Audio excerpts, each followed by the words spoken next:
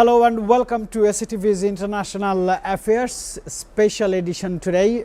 My name is Rashid Kanchan, will be at your host, and I have very distinguished panelists today in my studio. I have former State Minister for Education who was very vocal for reforming Bangladesh's education policy in different level while he was in minister, and when he is not minister, he is also fighting for this. Dr. Ehsanul Haq Milan, good afternoon. At least my very favorite personality.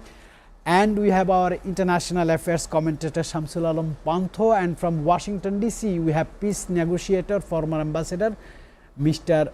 Norman Floyd Barnes. Let me start with Norman today, because US Senate approves one big beautiful bill. Republican passed a sweeping $4.5 trillion tax cut and spending package via narrow 51 and 50 votes, very head to head, and Vice President Vance casting the tiebreaker. He was the decision maker.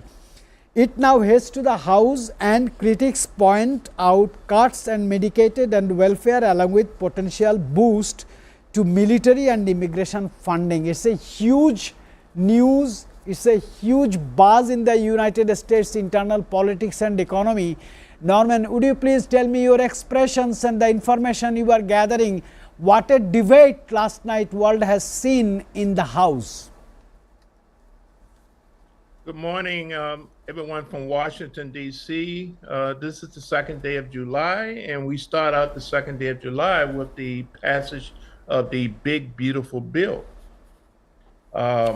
As news reported, the bill was passed by the Senate yesterday by a vote of 51 to 50.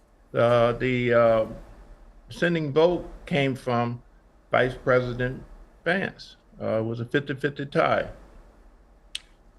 The president and his administration is very pleased with the outcome. The Senate and his group are pleased also with the outcome. Now the bill goes back to the House. The House will review the bill. Hopefully it will be approved by Thursday in time for the president to sign it on Friday. However, there are also dissension among the House and the Republican Party on the content. This bill is a very impactful bill. Probably one of the most historical laws that will be passed in the next decade. It involves the reduction of health care, particularly Medicare coverage, for a large portion of the Americans, over 11, maybe 12 or more million people. This also goes in, it will increase, believe it or not, it will increase the budget of the United States by some $3 trillion, meaning we will have assume more debt. There's mixed feelings on that. Assuming more debt, we spend more, we have to buy more, we have to do more with the money. At the same time, the American public is required to now pinch their budget, do without some programs. And this is bringing a lot of concern with the people, a lot of concern. So, Mr. Norman, just a supplement question. You have given a picture on the House, on the government level, I mean federal establishment. My question is, as budget is for the people of America, people of United States of America, what is their impression? What is the vibes you can observe to the people of United States of America? The people are very concerned about their basic needs, particularly the people who live in the rural area. We have a large amount of people who rely on Medicaid and medical services, seniors. The concern is that these medical services are not going to be available readily to the people in these rural areas coming to the hospital when they need it, and they are currently on Medicare. Some of them may not qualify under the new system, and that leaves a gap. The state systems are scrambling right now to figure out how to provide a supplemental service for this type of needs that's coming up. The gap is going to be, it's going to affect a large amount of programs. A lot of, school programs going to have to be eliminated. A lot of after-school programs we're looking at. It's going to have a profound effect on how they're going to have to retrace, and reset on how they live their day-to-day lives. So something is going to happen. It's going to happen. All right, Mr. Norman. We have a distinguished guest here in the studio who studied in United States of America, who stayed a long time in America. So he has some ideas about this bill, how American people reacts. Because as per we know, the American people express their voices on the federal system. Dr. Ehsanul Haq Milan, you served as a minister for education in Bangladesh. You have long experience in United States of America. So you understand the pulse of the US citizens. What is your impression about this one big beautiful bill? The name is beautiful, but the question is the tax cut on healthcare. People are concerned about their healthcare facilities. Well, thank you so much, and the distinguished guest, and sitting from Washington, good morning to you and have a nice day. Morning. Let me start up with when a decision came and the deciding factor came by Jerry Vance, it means that there was a tie. It means that half and half, almost half and half people are against it and in favor of it. Whenever it's half and half, it's a very, very, I believe, critical bills, and it has a long discussion. Whenever you say something about United States people's budget cut, means their privilege cuts, basically the basic needs. At that time, people are not happy about it.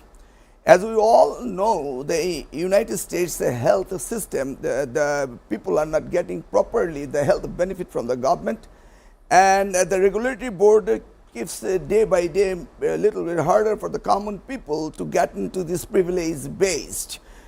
Keeping that in mind, I understand this is a very tough bill. This is not the easy one. If it is a popular bill, then everybody might vote for it. Yeah. Then it should not be like this kind of tie. Right. I mean, the people are concerned that whether the bill is properly in favor of the, lower income people and the urban and rural people, and that is obviously should be in consideration. And as you mentioned, the senior medical services will be improved. This is a very good point you mentioned, and I hope that will be done properly. Cutting the after-school programs, and I don't know how it will affect the future's Americans, and that is also a debatable matter. And other special services, and there is a lot of wastage also, as I see, in United States, which one is not properly used and handle their funds. In this regards, government is very cautious, and the House also divided into two parts. I hope to see it better and people will accept it. And I must say, Jerry Vance, that at least he helped to pass this bill in the House. Thank you so much. Thank you, sir. Fair enough for your observation. I want to go to our international affairs commentator, Mr. Shamsul Alam Pantho. So far, I know he started following this event, especially the day has come to the House. You started following, and we shared this regarding this bill several times. My question would be to you. See, America is trying to increase its military expansion, military budget, but they are cutting the health budget. They are cutting the tax from the American people, but they are borrowing money from other organizations. In 2025, a country like United States of America, who has still claimed that unipolar world, that means they are controlling the whole world, why they are in financial, this kind of turmoil? Thank you, Mr. Kanchan, for your question. A very warm welcome to Dr. Ehsanul Haq Milan, and of course a good afternoon to our viewers as well. Let me add on to your question. Of course, we've seen there's a 50-50 tiebreaker situation regarding this big, beautiful bill. Senators, namely Susan Collins, Rand Paul, and Thorne-Hillis, all members of the Republican Party, which is Donald Trump's party, had voted against such a bill. So it just shows how much of a disparity there is given the people. And of course, it had gone to the House of Representatives for a final vote before Donald Trump can sign. Of course, there's a holiday that's coming in America, July 4th, also known as 4th of July. They celebrate it as well. So at this moment, it's not just this bill that it's a matter of controversy.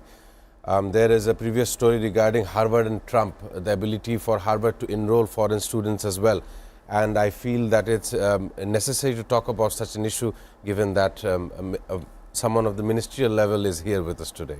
Yeah, Mr. Norman, would you mind to tell us your expression that the first bill has faced a lot of trouble in the House and 50-50 tie. Don't you think this is a kind of challenge for Donald Trump administration, because this happened and this took place in just 6 months? Once again, yes, it is a very controversial matter. The House is going to have a struggle approving this bill, and to the point that the Democratic parties, the other dissenting voters, the other tenant lawmakers, are trying to interject different type of amendments to basically mitigate the effects of this new bill. Actually, it'll be a law. We believe that it will overcome these challenges. However, the people, once again, is approaching the lawmakers about, we need some type of help. We cannot afford it. We do not approve of it. And we need some type of concessions. So, Mr. Norman, we want to shift our focus to, again, Donald Trump. He has announced 60-day ceasefire terms for Gaza and Israel. The news says President Trump claimed Israel has accepted necessary all terms and conditions for a 2-month ceasefire in Gaza and urged Hamas to accept. He requested Hamas to accept. Details remain unclear and Hamas has not yet responded, because Hamas claims US approached this 60-day ceasefire to help Israel to get more preparation, because as per Hamas spokesperson IDF, Israeli Defense Forces already devastated, doing war within different fronts with Gaza, Hezbollah, Houthi, Iraqi militias, Syrian militias, even with Iran. So America has done a diplomacy to give a space Israel to take preparation. I want to get the answer from first Dr. Ehsanullah Milon. What do you think? The commentator says that. It's not my personal comment. It's a very nice question. It should be addressed very critically. As you understand, the current situation in Israel, Iran, and Palestine. Okay, Gaza, almost 1/5 is left. All is gone. It's a little strip, and now the general people are living down there, and you know how from 7th October what's going on through them, and the massacre, the genocide, the killing, and the relief worker cannot work, and there is no food, shelter, even in the hospital, bomb shelter going down there. I mean, it's a horrendous situation, and even though International Court of Criminal Justice, they already accused Netanyahu, Benjamin, and all this going on, and finally the war broke out between Iran and Israel. You see now, the proposal came for 60 days. Why not it is forever? That is my question. It means you are taking a breathing space to reconcile and reinforcement, and then you will attack again. where we see the whole world is seeing that after the Second World War, that much bombing was never done any places of the earth, and the genocide is keep on going on. The children's brutally killed. All these things people are watching at the 21st century. I mean, it is not healthy for a future generation. So in this regard, 60 days, I mean, it is a breathing space or Preparation reinforcement space they are taking it. Why this 60 days and why Israel wants to take a ceasefire? You see, it's a cost-benefit matter comes here. How much cost is going on for the war and how much benefit they are going on. You see, the Iron Dome, no missile could strike in Israel, but currently we see that easily it can penetrate to Israel all the missiles. Yes. So now they want to reinforce their ability to control the missile. So now obviously they need a space. So that's the reason they are asking for 60 Mr. days. Shamsul Alam Pantho, Dr. Milan has specified 2-3 things which is very important, very significant. One thing he says that he agree that it's a breathing space to prepare Israel itself, because they have seen so many failures, Iron Dome failures, their soldiers failures, failures with Iran, failures with Gaza, Hezbollah, Hamas and militants. World has seen that Iran can drop a bomb on Israel and its soil. So he agreed it. Number 2, he pointed out very important financial preparation, because war is very expensive. You have watched and you have keenly watching the war from day one. My question would be to you the same. Do you really agree this ceasefire agreement for 60 days is not a ceasefire proposal, it is a diplomacy? Well, thanks again, Mr. Kanchan. Of course, in the 12-day war, we've seen Israel and Iran share hostilities, and there was a news which stated that the defense capacity of the Iron Dome of Israel had been overwhelmed, meaning their missile silos and barrages were stock depletion. What that means was, if there was a prolonged conflict with Iran, the damages on the Israel side would have been very extensive. Now, as per the 60-day ceasefire on social media that Trump and his representatives said, this may be just to overwhelm or re-enhance Israel's defense capability. In this case, the mediators for the ceasefire would be definitely Qatar and Egypt, according to various news agencies. However, let me connect with another story pertaining to Israel. A Houthi missile had struck Israel, which was intercepted, and Israel's defense minister had threatened that Israel will take attacking styles as similar to Tehran on Yemen as well. So another regional conflict is maybe brewing. It's far too early to say how this would carry on, but an immediate ceasefire inside the Gaza Strip is most definitely necessary, as it still remains to be the most devastating humanitarian disaster. According to Shamsul Alam Pantho, our international affairs correspondent, I want to do a question to Mr. Norman. You yourself is a peace negotiator. You have long experience in this regard. See, Houthi is striking to Israeli soil. Hamas says they are not accepting the terms and conditions given by the President Donald Trump. Hamas says they are not afraid. Hezbollah is moving. Hezbollah is marching to Israel. My question would be, Mr. Norman, you yourself is an American. Let me tell you a very frank questions on your blank face, on your blank table. Do you think this is a kind of a space President Trump is giving to Mr. Benjamin Netanyahu, because he himself is criticized by General Benny Gantz and Yoav Gallant that Israel did not operate the war properly? This is a very interesting question. The Hamas position is that they want the war to stop. They want the occupation of the Israeli army to leave the country. They want to resume, hopefully peacefully, a coexistence. The issue is that Israel wants Hamas to go away. totally disappear. Hamas wants to give the prisoners back if Israel decides to leave the area. There lies the issue. Israel is very stringent and very emphatic about the point. They're not going to leave. They don't want to leave the area. So this ceasefire, this 90-day pause, is going to cause more conflict. There'll be a pause so Israel can reset.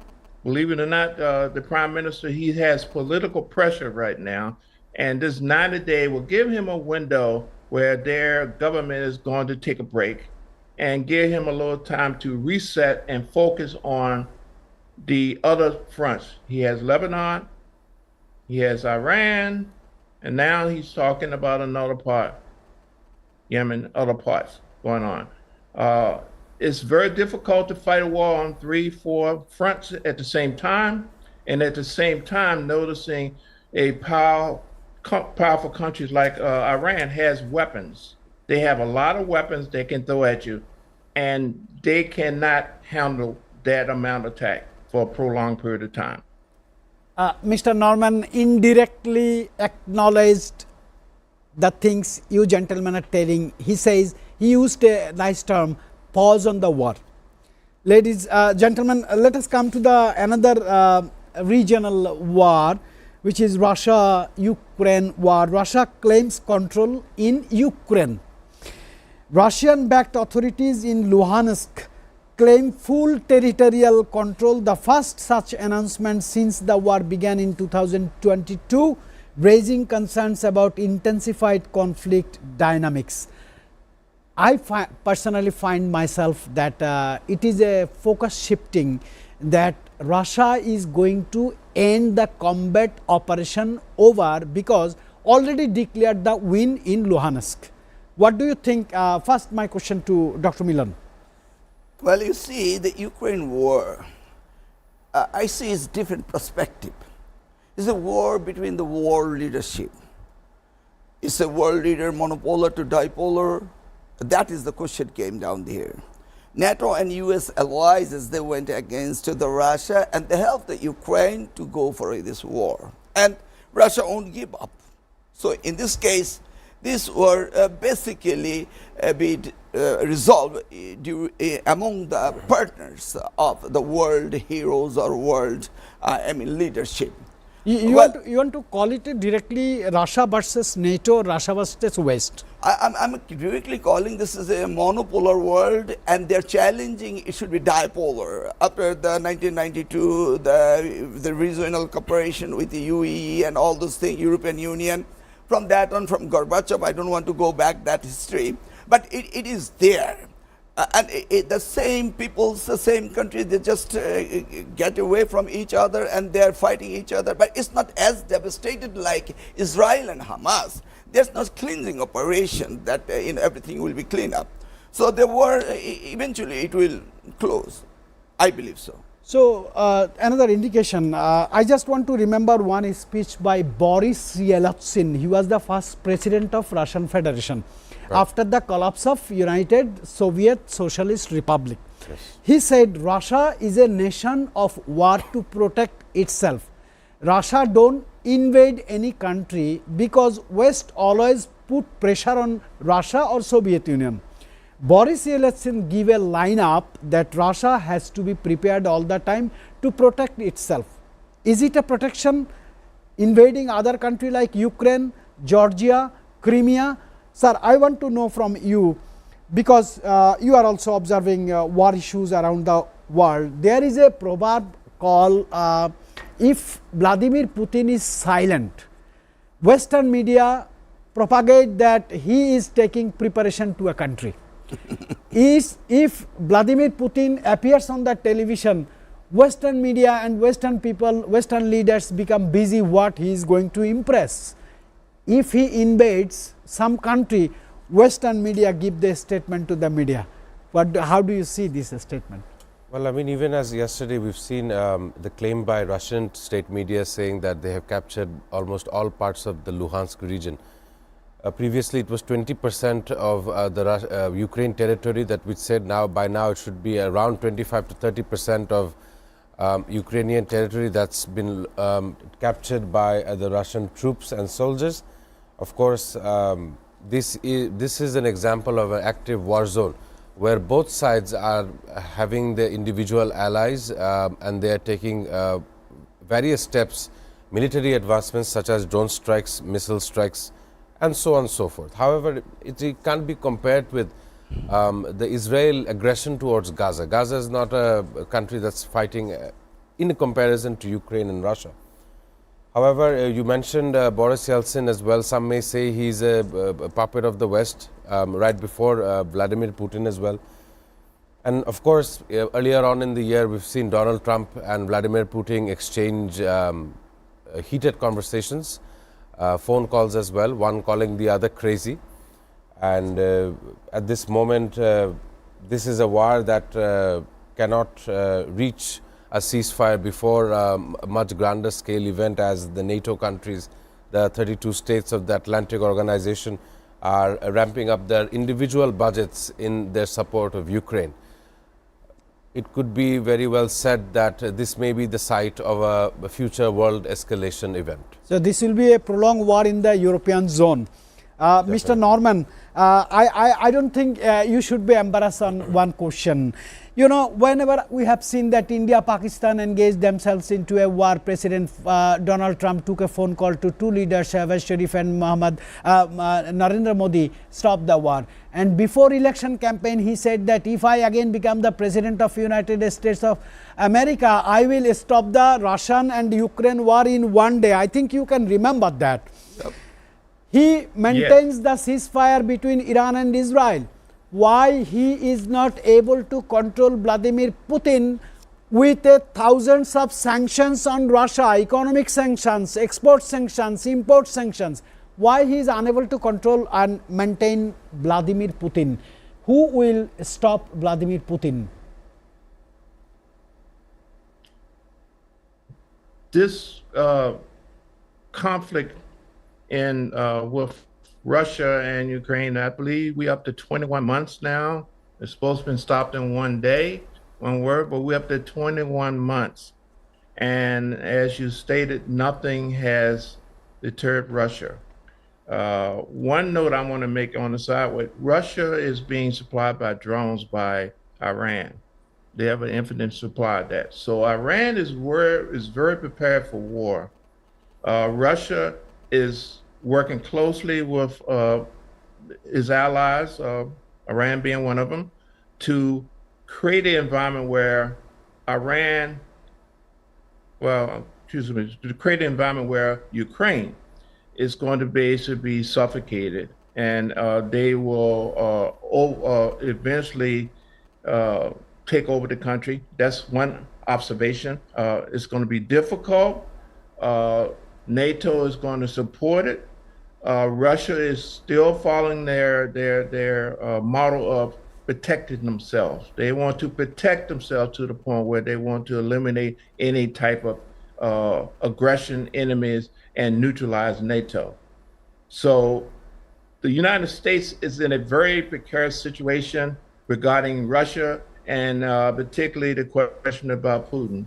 Putin had his own plan, and this plan doesn't require the United States input, or they don't feel the United States is going to be a threat to them or have any impact on what's going on. United States focus, they know that the United States focuses on economic development globally. This area of the world, Ukraine is, formerly one of the, what we call the world's breadbasket. A lot of agriculture is done there. Russia needs grain. Russia grows grain. So this is going to be a very interesting outcome.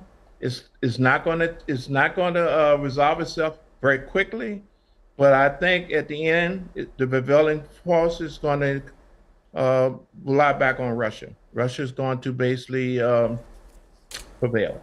All right, Mr. Norman, please stay with us because we have more issues to discuss with you, especially the commentators are saying that China is playing the real game. China is pushing Iran into war. China is pushing Russia into war. China is keeping United States busy into war, and China is developing its business all around the world.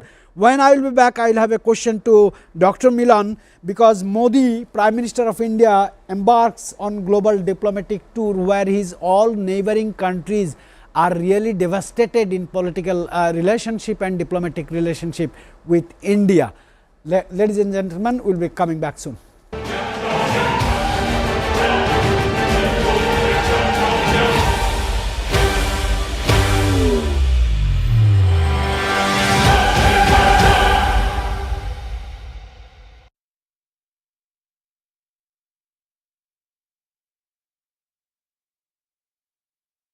Arms 8-day tour July 2 থেকে July 9 visiting Ghana, Trinidad, Tobago, Argentina, Brazil, including BRICS summit in Namibia, to bolster a strategic partnership with the Latin American countries. Because right. lost friends in his What about his neighboring countries? Exactly. What about his neighboring countries? His delegation is going to South Korea. I wonder what kind of economical, cultural relationship South Korea has with India. এটা আমাদের স্টুডিওতে good debate হবে sir.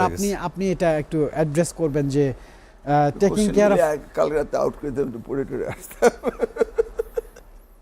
ওকে, alright. So Modi America chapter আরেকটু আসবে না?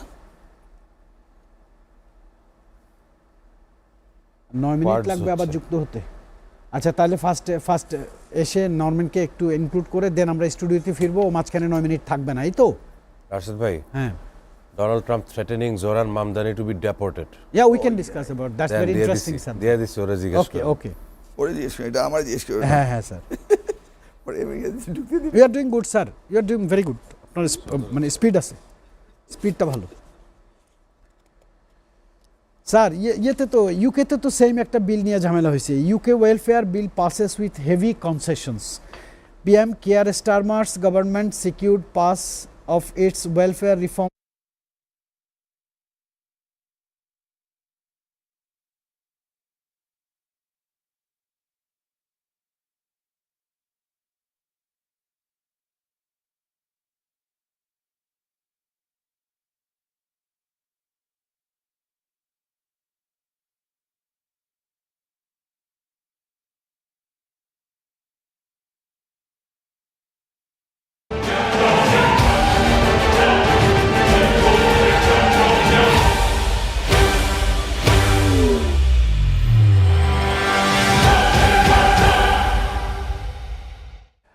Welcome back, ladies and gentlemen, to SATV's International Affairs. First, let me talk with Mr. Norman.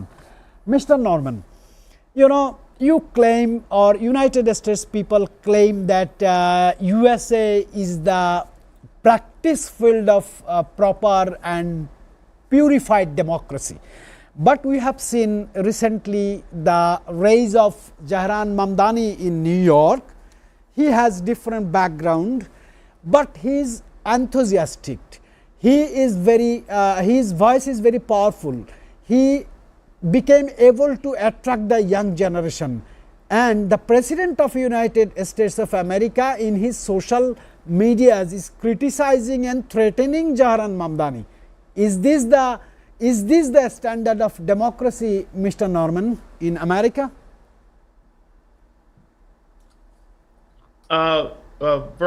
I know my time is very short, but the influx of this new politician, Bondi from New York City, is a direct conflict with the current administration. He wants social change. The current administration wants economic stability and global development. The politician, Mabandi, he wants to take care of the people first. He wants to take care of the community stuff. The administration wants to manage global affairs. There's going to be a conflict if he continues with success. We're looking at a Republican mayor, a Republican governorship in New York. We have a Republican federal government, and he's running as a Democrat.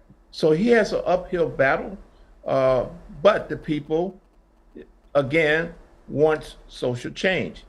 So it's going to be a very interesting future. Mr. Norman, thank you very much. Let us come to the South Asian perspective. There is an interesting news is attract my notice that Prime Minister of Modi started embarks on global diplomatic tour. Indian PM Narendra Modi began a 8-day tour, which is the highest, longest tour in his 3 terms, visiting Ghana, Trinidad, Tobago, Argentina, Brazil, including BRICS summit, and Namibia, to bolster a strategic partnership. My question to Dr. Ehsanul Haq Milan, see the relationship of South Asian countries with India. India did not maintain a good relationship with Pakistan, neighboring Afghanistan, China, Nepal, Bhutan, Maldives, Sri Lanka. Even the latest victim is Bangladesh. We have seen what they have done, what their Godi media has done in last 10 months. My question to you, sir, he is destroying the relationship with neighboring country, and he has gone to the Latin America far from Delhi to develop the bilateral relationship. How do you see this? Thank you very much. I should address a little bit about the U.S. position right now in the world arena. You see, U.S. is the finest warhead in the planet, not in the earth. And they could be the leader of the peacekeeping in the whole world, not only United States. And you mentioned about the New York position of Mandani. You see, USA and his states are all homogeneous state. And this homogeneous states brings a better cohesiveness among the peoples of the society. That is the reason America is so great. If I ask myself, why is America so great? Because it was a virgin land. All the disparate people came from other countries, those who did not like the Russian socialism or the Chinese communism or the Queen's land law from England. All these peoples, those who are desperate to build a nation, they came to the virgin land, and that's the United States of America. And perhaps America is taking the lead of the world because that homogeneous states brings them the cohesiveness of the peoples are keeping together. I hope this will go forward and it would be a good in future. I don't see that way, the way people are making comment about the New York mayor or further elections. Let's come to the neighbor politics, which one you mentioned very clearly. Perhaps this is the only one country in the world who doesn't have a better relation with the neighbors, that is India. And that is a Modi government. And he has multiple tricks to keep in power. Like Netanyahu, he would be in jail right now because he has a International Court of Justice issued a warrant against him. Modi has the same type of attitude, and if you remember that the Gulshan genocide, and he was he couldn't enter in USA, and there was prohibited to enter in the USA for Modi. Now, in this neighborhood, the Pakistan, Bhutan, Nepal, and Bangladesh, he's treating like he's a big brother, and we are the small, he's a younger brother, and he will dominate us. You see, the fascist government was left the country, and he fled from Bangladesh to India, and he gave him a shelter, a shelter. This is 11 months past already, the new government led by the Nobel laureate Dr. Yunus, and he is not building any relation till today. And they are losing and we are losing, it's vice versa. We cannot change our neighbors. That's determined. The fact is that we cannot change our neighbors, but he is not have the attitude to deal with the neighbors properly. You see, the border killings are going on and pushback is continuously, it is going on. And we have a lot of liability. We are taking 1.3 million 1.3 million people from Rohingya coming from the neighbor country. We have a lot of pressures. And we don't have yet the election, the proper government is not settled yet. In the meantime, Modi is inspiring and instigating all those things. India media is against us. I mean, it's a horrendous situation. Well, he is not in good shape because China, Pakistan, Bangladesh, they are also tying each other. The shark was no more effective because of India. So you see, the President Ziaur Rahman, that was his idea to build the shark for the neighbors, to build the confidence, and they want to mitigate the problem of the neighbors' country. But he diffused the shark. Now the new type of global and regional politics and allies will be built in near future, and he is under the threat of China, Pakistan and Bangladesh because he doesn't have a good relation. In the meantime, he lost the Nepal also, as well as Bhutan. I see he is not in good shape. He has to change the diplomacy. If I start from here, he is Please. not in shape. Mr. Modi is not in good shape because you see, he has destroyed the relationship with political allies in his internal country. He has lost the relationship with all neighboring countries. He does not have any political ambition to create a good bilateral, respectful foreign policy with neighboring country. Sir, my question is, how he gonna run South Asia as a biggest country? Thank you for your question. Mr. Milon also mentioned the SAARC regional cooperation, and in a recent news, China and Pakistan seem to have a break-off of a diplomatic grouping, which would also relate back to Bangladesh as well. So Bangladesh, China and Pakistan are of course creating a new grouping in which India did receive an invitation. Of course, they will decline based on their foreign policy. Once again, they don't have friends in their neighborhood. I say this with some examples. In the last 10 months, we've seen their media attacking us in multiple fronts, whether it be leaders, whether it's something, whether if it's a shipment from Pakistan for wheat or for rice or for essential seed shipment, they would call it an arms shipment to create a destabilized Bangladesh. So such a notion from India's in media infrastructure is definitely not welcome here. Aside from this, we see the BRICS summit will be taking place in Brazil, Latin America. Of course, BRICS include a lot of the countries, and that's all. India is also a part of it. But now we see India trying to create friends in global diplomacy as well. This is, of course, very new for the Indian country to do so. Of course, India, if you look at the citizens of India, they are all globally widespread. Of course, time is nearing for the Indian government as well, whether they should choose a new leader. Of course, Mr. Modi has been running for 3 terms, something similar in our country as well. And there is also dissent in India, as we've seen the farmers' protests happening in Indian soil. Terrorist activities happened in Pahalgam that still didn't address in an individual independent investigation. Blatantly attacked Pakistan and had a 4-day escalation with one of its neighbors. So it's safe to say that they think their neighboring countries are volatile and can anytime take a stance against them. Whereas this could be noted as just an extreme failure of foreign policy. Sir, I just want to do a further question to you on your own statement that India or Mr. Modi is not in a good shape according to your statement. My question would be, if he is not in the good shape, why Indian people are still keeping trust on Modi? His government is not independently running the country, he has allies in the parliament. So it's a hang parliament right this moment.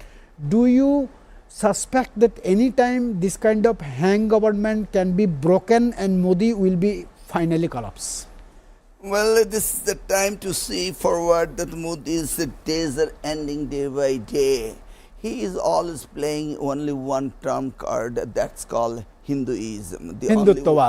Only one country in the world that belongs to Hinduism, and he tried to protect this idea. You see, the war between Pakistan and India it inflected all on a suddenly, where Pakistan is not totally involved, and they asked for international community to investigate it, and they want to find out whether they're involved or not. Without telling that, he started a war and he has to back up.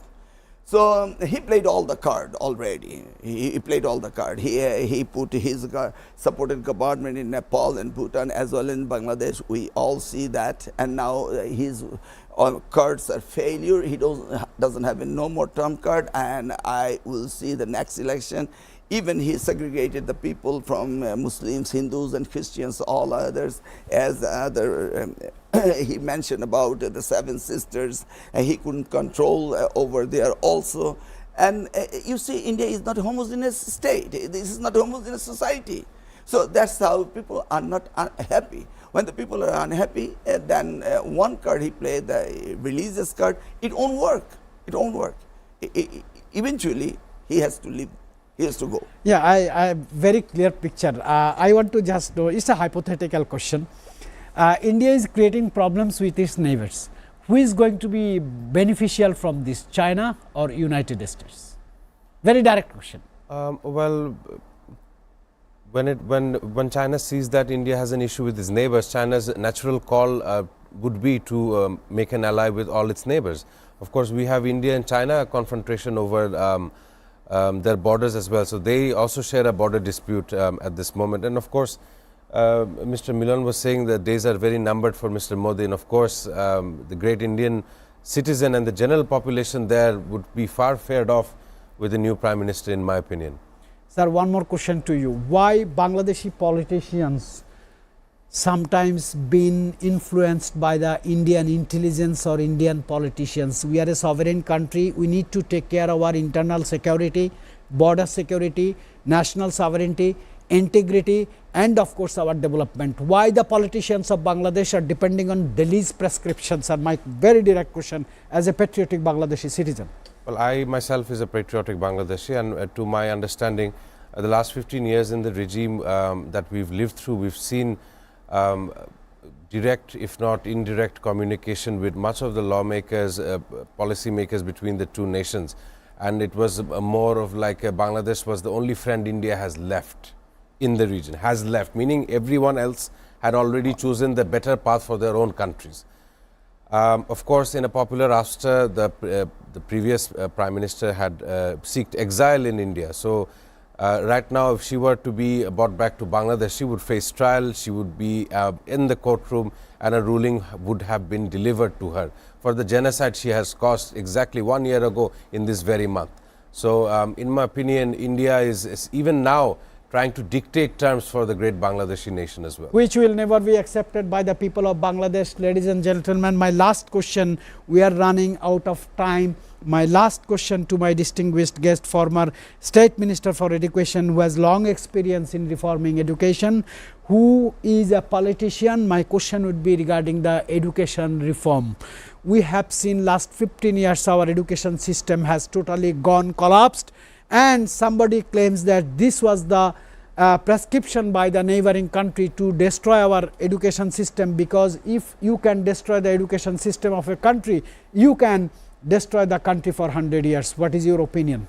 You don't need a nuclear bomb to destroy a country. You need to destroy the education, then the country will be destroyed itself. That's the theory has been adopted by the India in Bangladesh, even though they are printing our books from our National Textbook Board.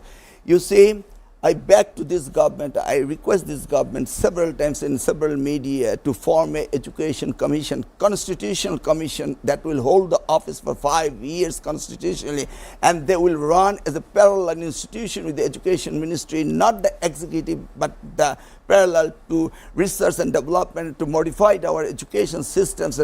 That is very much necessary in this country.